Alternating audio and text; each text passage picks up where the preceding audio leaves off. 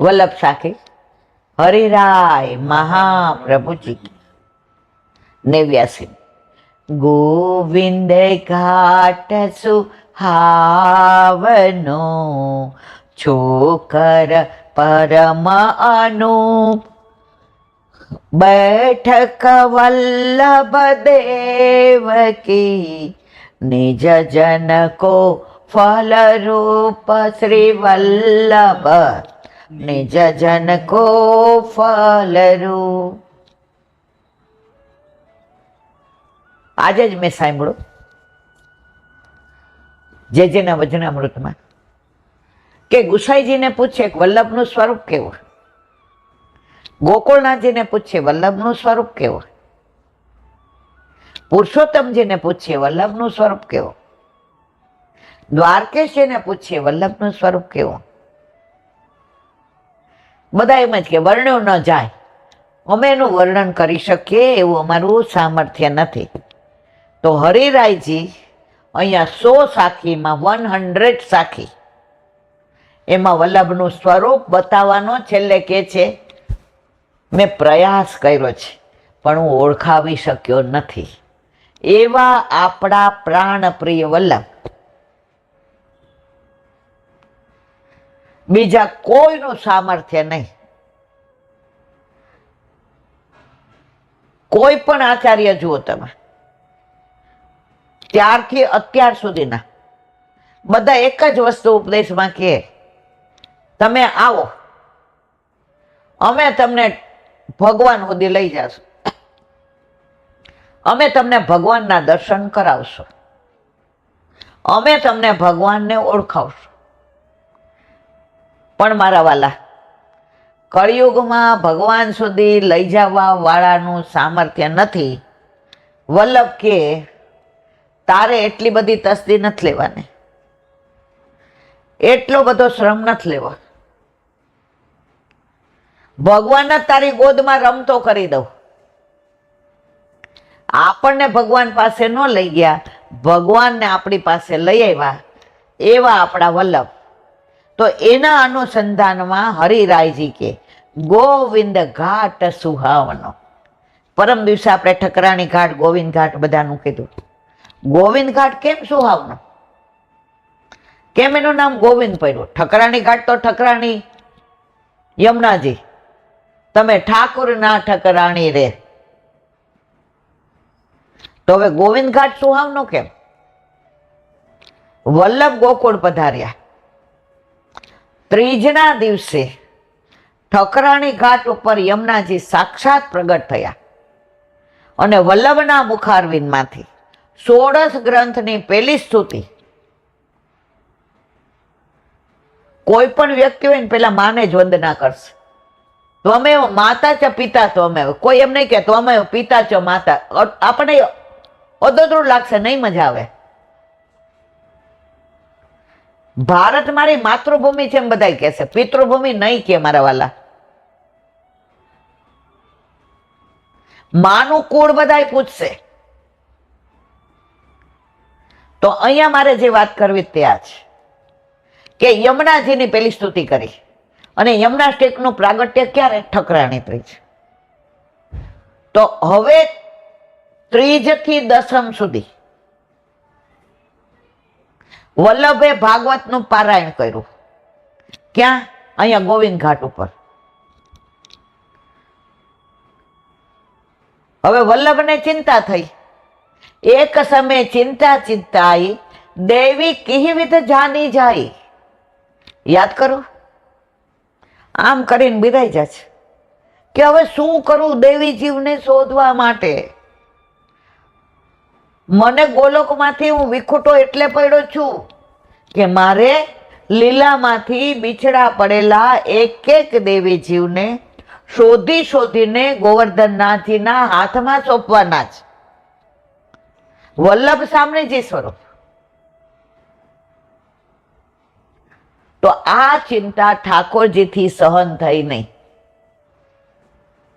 श्रावण श्यामले पक्षे एकादश्या महानिशी साक्षात भगवता प्रोक्तम तदक्षर उच्यते। वल्लभे क्यांय અતિશયોક્તિ નથી કરી, જે અનુભૂતિ કરી છે એ જ કહ્યું છે. સિદ્ધાંત રહસ્યમાં વલ્લભે દમલાજીને કહ્યું, દમલા, સાક્ષાત ભગવતા પ્રોક્તમ. તો એ 11 શ્રાવણ મહિનાની રાતના 12 વાગે ઠાકોરજી રાસમાંથી પ્રગટ થઈને સીધા વલ્લભ પાસે આવ્યા. વલ્લભ, ગોલોકનું આટલું મોટું સુખ છોડીને આપ ઉઘાડા ચરડે પરિક્રમા કરીને દેવીજીવને શોધો છે. હું આપની ચિંતા જાણું છું. હું એવો બ્રહ્મ સંબંધ મંત્ર આપું છું, જે જીવને આપી તમે મારા હાથમાં સોંપશો એનો ક્યારેય હું ત્યાગ નહીં કરું. યાદ કરો રામાનંદ પંડિત છાણવાળા. અને સેવામાં એને 5 દોષ બાધા નહીં કરે. રૂપ, ગંધ, સ્પર્શ, શબ્દ અને રસ. વલ્લભે પ્રસન્ન થઈ પવિત્રા ધારણ કરાવ્યા અને મિશ્રી મુખમાં દીધી અને એ અધરામૃતનું કાન વલ્લભને કરાવ્યું. કોને? ઠાકોરજીએ.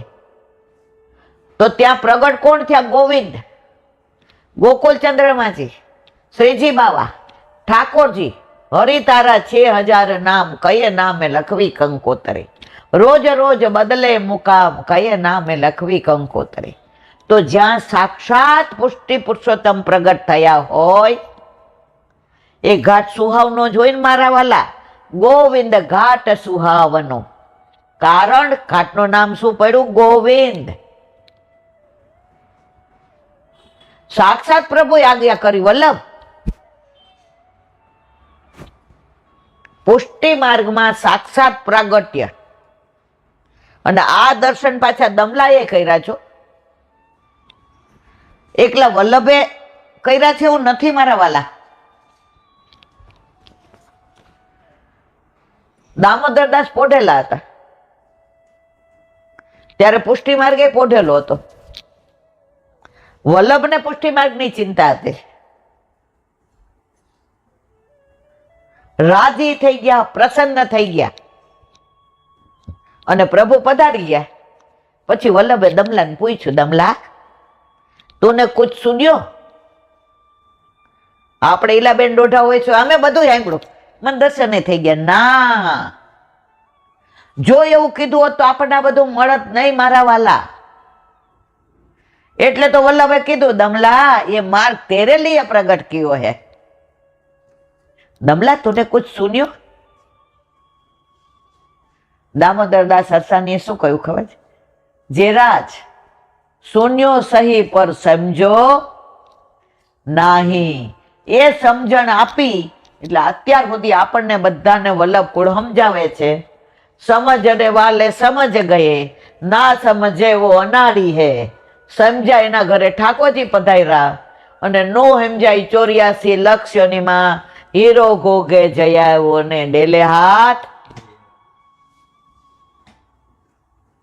આ ગોવિંદ ઘાટ સુહાવનો. આ સાખીમાં કદાચ કરોડો જન્મ જતા રહીએ ને તો એ મારા વાલા હું વર્ણન ન કરી શકું. એક એક શબ્દનો જે અર્થ ફેડો છે.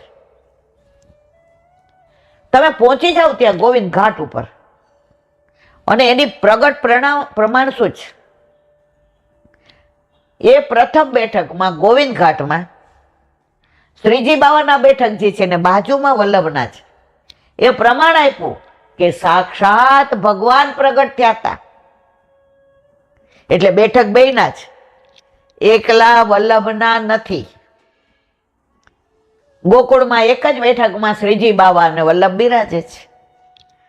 તો બે બિરાજતા હોય ઠાકોરજીને સામને જે, તો ગોવિંદ ઘાટ સુહાવનો શબ્દનો ઉપયોગ સુહાવનો. હરિરાય મહાપ્રભુ સુહાવનાના તો અર્થ કરીએ ને તો હવાર પડી જાય, પણ આ 100 સાખી કઈ ઈલાબેન પૂરી કરી શકે નહીં.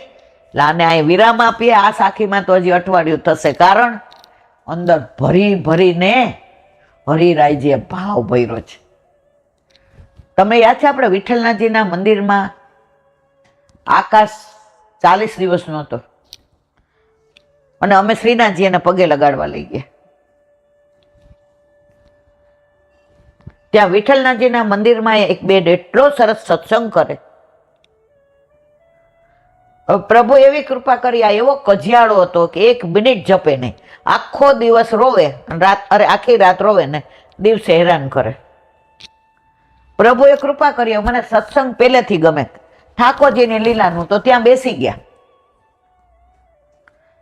કલાક સુધી ઓલો છોકરો ન ખાવું ન પીવું, હુઈ રહ્યો. અલા ભાઈ, આખો દી અમે તો થાકી ગયા 2 જણા. હું તો રોવા માંડી. મેં કીધું હવે લઈને આને ક્યાંય જવું નહીં. એ કલાકે હુઈ રહ્યો અને જે સત્સંગ સાંભળો, ગોવિંદ ઘાટ સુહાવનો, છોકર પરમ અનુ, બેઠક વલ્લભ દેવકી નિજ જન. બાકીનું વિવરણ બોલો હરિરાય મહા.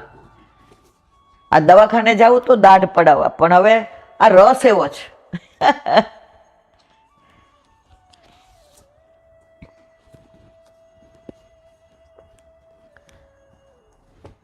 કાલનું અધૂરું વાંગ મુક્તાવલી અન્યાશ્રય વિશેનું વિવરણ ચાલે છે કે પ્રાણ કંઠે આવી જાય તોય ભાગવત વેચાતું સાંભળવું નહીં અને પૈસા દઈને કરાવવું નહીં. આ વલ્લભની આજ્ઞા છો, મારી નથી. અને અન્યાશ્રય ન કરવો. ઓલા દોરાની વાત કરી હતી, ઓલા મંત્રાવાની વાત કરી હતી. આપણે મંત્રાવાનું ન હોય, દોરા ધાગા ન હોય મારા વાલા. આપણી કંઠી આપણું સર્વસ્વ. બીજા માર્ગનો આશ્રય ન કરવો એમ સ્પષ્ટ આજ્ઞા આપશ્રીએ કરી છે. તેથી એમ સિદ્ધ થાય છે કે કલિકાલ મહાદોષયુક્ત છે.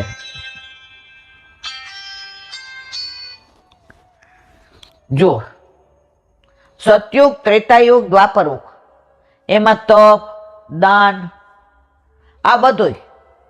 કળિયુગમાં તમે દાને, દ્રવ્ય ચોખ્ખું હોય તો દાન દો. તમારી પાસે દ્રવ્ય ચોખ્ખું નથી, લેવા વાળો ચોખ્ખો નથી. તપ ક્યાં કરો? કઈ જગ્યા છે એવી જ્યાં તમે તપ કરો? યજ્ઞ કરવો છે? કરાવવા વાળો બરાબર છે? શ્લોક આવડે છે? ના. ગાયનું દૂધ ચોખ્ખું છે? ના. ગાયનું ઘી ચોખ્ખું છે? ના. છાણા ગાયના છે? ના.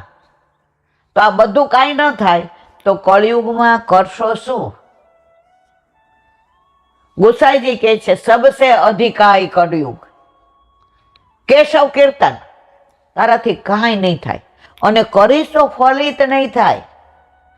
કેશવ કીર્તન, સતત ઠાકોરજીનું નામ લ્યો મારા વાલા.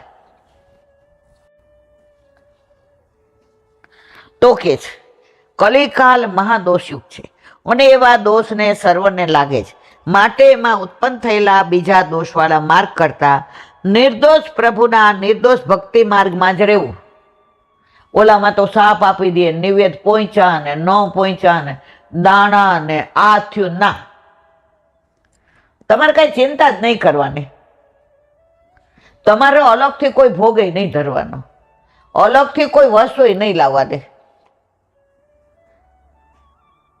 તમારી વહુ ટાઈમમાં તમારાથી નથી થતું, હાથ તો છે નહીં.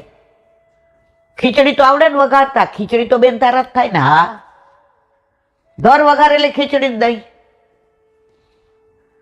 3 દી ખાશે હોય કે કાંઈ વાંધો નહીં. આખો મહિનો આ બધું ગળું ગળું ખાતો હતો ને, માં બહુ મજા આવી. 3 દિવસ ભેળી અને દહીં. આ પુષ્ટિ પુરુષોત્તમ છે મારા વાલા. સરળમાં સરળ, સીધામાં સીધો, અને તમારી અનુકૂળતા રહેવા વાળો. આવો કોઈ ભગવાન ન મળે. ઓલામાં તો મુહૂર્ત હોય કે આટલા વાગે જ હોમવાનું ને આટલા વાગે જ કરવાનું. અહીંયા તો તાવ આવ્યો, 11 વાગે ઉઠ્યા, નાઈને ખીચડી કરી, દૂધ ધરાવ્યું ને સરસ શ્રીંગાર કરીને રાજભોગ. રોજ 11 વાગે રાજભોગ, આજ 2 વાગે આવ્યો. એની માન માંદી હતી. ઠાકોરજી કાંઈ નહીં, વાહ ખીચડી બહુ મજા આવી. આ ગોરસ હતું કાંઈ. ગોપી કે કાં તારી માએ ભેડી ખાઈને અહીંયા મોકલી દે, મારે તારું કાંઈ નથી જોઈતું. આજે મારી માએ જે ભેડી બનાવી હતી ને ગોપી, એવી કોઈ ન બનાવે. એની માને જરાય નીચે પડવા દે નહીં. એ આપણો આ ઠાકોરજી. જેમ રાખો તેમ રહે. તમારા વશમાં તમારો ઠાકોરજી. આવો ભગવાન મળે? બીજા બધાના વશમાં ભક્ત રહે. વલ્લભ કે ના, કળિયુગમાં મારો ભક્ત તમારે વશ નહીં રે, મારા વાલા, તમારે એને વશ. પ્રભુ કે વલ્લભ હું તમારે વશ છું, તમે કયો એમ હું કરું. વલ્લભ સામનેજી સ્વરૂપ. ઘરમાં તમારા 4 ભાઈબંધ બહાર મળે ને ગાલ રીકલા તો તાર ઘર જમવાનો. તમારે બહારથી મને ફોન કરવો પડ્યો, આ 4 ને લઈ આવું કે બહાર નાસ્તો કરાવી દઉં? હું કહું ના, મારે તો આજ બહાર જવાનું છે, તમે 4 શું કહો? આજ ઘરે મેળ પડે એવું ને, હાલ આપણે બહાર નાસ્તો કરીએ. તો સામનેજી સ્વરૂપ વલ્લભ. તો વશમાં કોને? ઠાકોરજી. વલ્લભના. એટલે ઠાકોરજીને કીધું કે મારા વૈષ્ણવના વશમાં આપ. આ બધું એવું આવે છે ને કે હારું એક એક લીટીમાં ભાવ ભાવ ભાવ. વિશેષ કલ્યાણકારક છે. એ ઉપરથી એમ સમજવું કે ભક્તિ માર્ગમાં પ્રભુનું શરણ લેવામાં કાલ બાધ કરતો નથી. હમણાં કીધું ને, રોજ 11 વાગે રાજભોગ આવતો હોય, ઠીક નહોતું તો 2 વાગે. એકવાર અમારા ઘરે અન્ય માર્ગીઓ 25 જણા આવ્યા લૌકિક લીલા કરવા. હવે 9:30 થયા હતા એટલે શૃંગાર કરીને ઠાકોરજી ખેલતા હતા તૃપ્તિ ટાઈમમાં. અંદર જાવ તો કરું ને. હવે એમાં 2-4 અંગત હતા. કાકી લાવો અમે તમને મદદ કરીએ. કાકી અમે. મેં કીધું ભાઈ મારે કોઈ મદદ નથી કર્યું. મનમાં કીધું અંદર જ જાતા રહી. મેં કીધું ના, આજે છે અમારે 4-5 મહેમાન બીજા આવવાના છે. એ લોકોને કીધું છે કે એમને ગમતું એમની રીત પ્રમાણે કરવાના છે. તમે બધા જમવાના આવો તો હું કરું એમ કરીને ઊભા કર્યા. પછી આ હવારના પોરમાં આઈસ્ક્રીમ તો કોઈને દેવાય નહીં. હવે ઠાકોરજીનું દૂધ હતું, બીજું લેવા જવું પડે. પછી મેં આમને કીધું, આમ ઈશારો કર્યો કે હવે કરવું છું. એ લોકો એવું કામ લઈને આવ્યા હતા, સગાઈ કરવા આવ્યા હતા, એટલે અમને 2 તેડવા આવ્યા હતા. અમારે જવું નહોતું. એટલે મેં કીધું જો સવારે અમારા 2નું બ્લડ લઈ ગયા છે, હવે જમીન અમારું બ્લડ લેવા આવવાના છે. એટલે આ છોડી અમને પોતે છે. હા હા કાકી તો તમે રહેવા દો, કાકાને લઈ જાય. મેં કીધું કાકા ન હોય તો આ બધું પાછું મને કોણ કરાવે? 11:15 ગયા. પછી રસોઈ કરી. 1:30 વાગે રાજભોગ આવ્યો. તો આપણે કાળને વશ નથી, કાળ આપણા ઠાકોરજીને વશ છે. એટલે જરાક હું મૂંઝાણી. મેં દોરણ માર વાલા. તો આકાશે સરસ કીધું. એ કે મમ્મી બહાર ખેલતા હશે ને એટલે ભાઈબંધોએ કીધું હશે કે લાલા દાવ દીધા વિના ન જવાય. આમે આ અંચીડો તો છે જ કે આપણો, એટલે દાવ દેવામાં મોડું થયું ને એટલે તારું મોડું થયું તું, ચિંતા કરમાં. મેં કીધું બસ. તો આપણા પ્રભુ કાળને વશ નથી. પ્રભુનું શરણ લેવામાં કાલ બાધ નથી કરતો, કેમ કે શ્રી હરિ જ કાલરૂપ સાધન રૂપ છે. બીજા દેશનો આશ્રય ન કરવો એમ કહેવાથી દેશરૂપ પણ પ્રભુ જ છે. બધું હરિ જ કરે છે એમ કહેવાથી કરતા પણ કૃષ્ણ છે. કરતુમ અકર્તુમ અન્યથા કરતુમ એમ સિદ્ધ થાય. તીર્થનો આશ્રય ન કરવો એથી સાબિત થયું કે દ્રવ્ય રૂપ પણ સાધન. પેલા વૈષ્ણવનું નામ ભૂલી ગઈ, એને લીલામ જવાનો સમય આવ્યો તો એના ઘરના બધા એને તીર્થ સ્થળે લઈ ગયા. પૃથોદક ઓલાને જીવ ન જાય. એ કે ભાઈ અહીંયા કેટલાક દી રહેવું? એ કે મને મારા ઠાકોરજી પાસે પાછો લઈ જાઓ તો જ જીવ જશે. પાછા લઈ આવ્યા. ઠાકોરજીને સન્મુખ થયા, અધરામૃત લીધો. આપણે વ્રજમાં શું કામ જાય છે? આપણા ઠાકોરજી સારસ્વત કલ્પમાં ત્યાં સાક્ષાત બધે લીલા કરે છે. આપણે દ્વારકા ગયા હોય શું કામ જઈએ છીએ? આપણે વલ્લભ ત્યાં ગયા છે. આપણે બદ્રી કેદાર કેમ જાય છે? આપણા વલ્લભ ત્યાં ગયા છે. આપણો સંબંધ બીજાથી નથી. વલ્લભ પધાર્યા એટલે એનો સંબંધ થયો. હું તમને પરણીને આવી ત્યાં હું તમારી બેન ક્યાં મારી નણંદ હતી હું એની સેવા કરું કે એના ઘરે જાઉં? મારો સંબંધ તમારી યારે લગ્ન થવાથી તમારી બેન મારી નણંદ થઈ.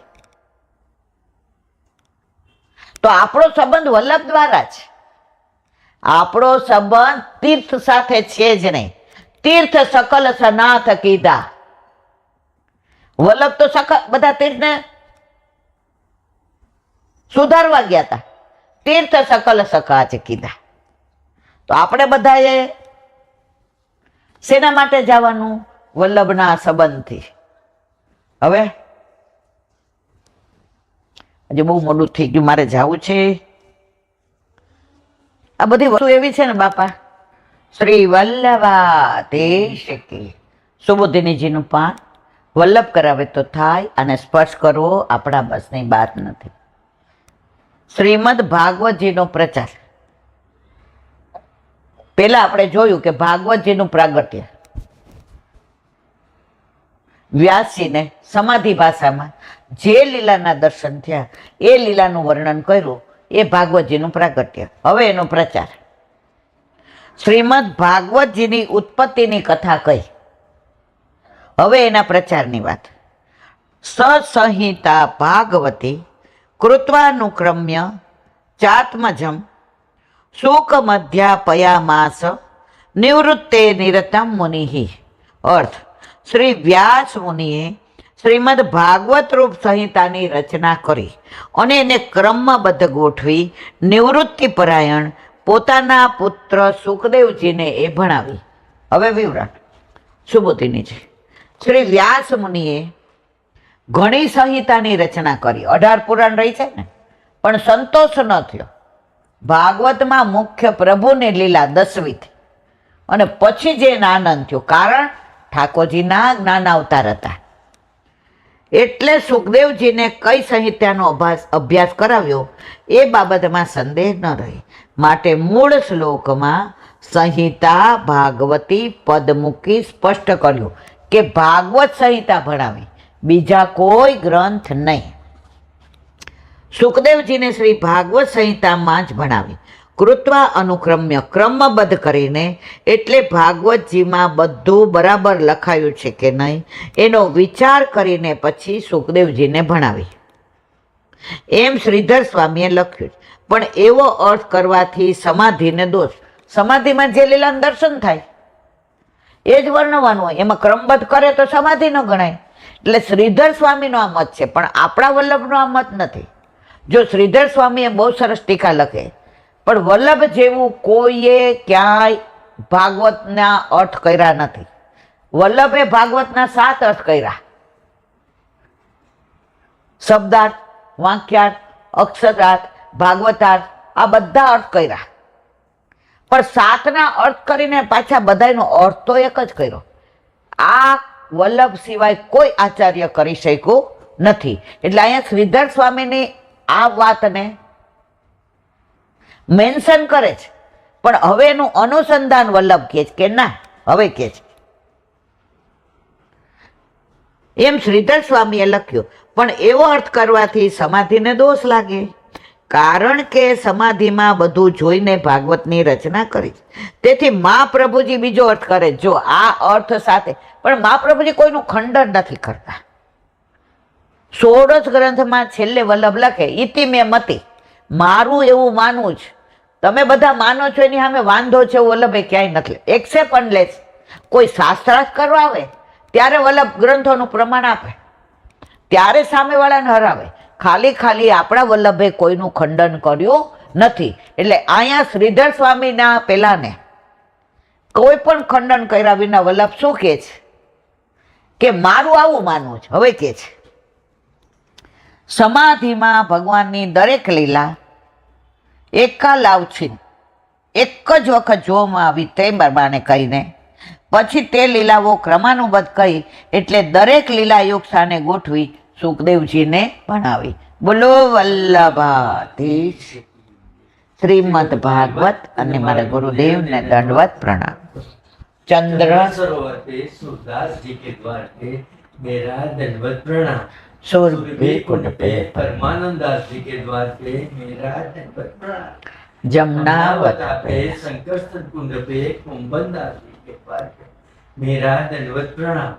बिलछू कुंड पे कृष्णदास जी के द्वार पे मेरा दंडवत प्रणाम।